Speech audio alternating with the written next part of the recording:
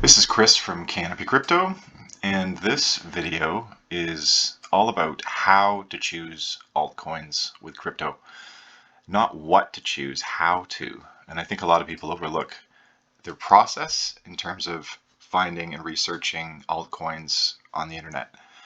You hear a lot of people, a lot of smart guys like Alex Becker and others that do recommend a number of Bitcoins, and I do it myself. But the best tip I've had is to go to a place where it shows the actual usage of crypto apps or dApps, decentralized applications, and dApp Radar is a treasure trove of information.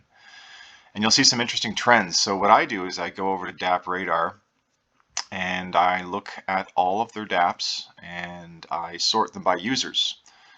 Really, it's the users and the user growth rate that I'm concerned about.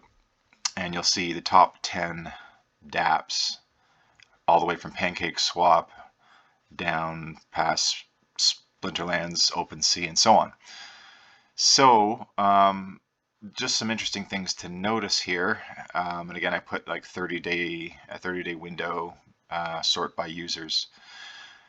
In terms of what chain is the most popular, well, actually it's BNB. I mean, we're talking China, Asia. BNB is still reigns supreme in terms of market cap volume in the last 30 days, $2 billion, which dwarfs the other chains' activity.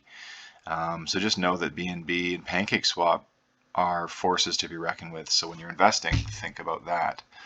Also, look at how many in the top 10 are games. We've got 1, 2, 3, 4, 5, 6 out of 10 are gaming apps.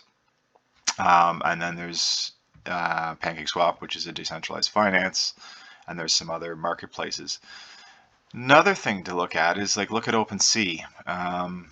Their user base is declining in the last 30 days, and that's been growing forever. But now there's a lot of competition in the market space of NFTs and marketplaces such as NFTs and for like OpenSea and others. There's lots of alternatives to OpenSea, and this is something that you really have to watch for and think about.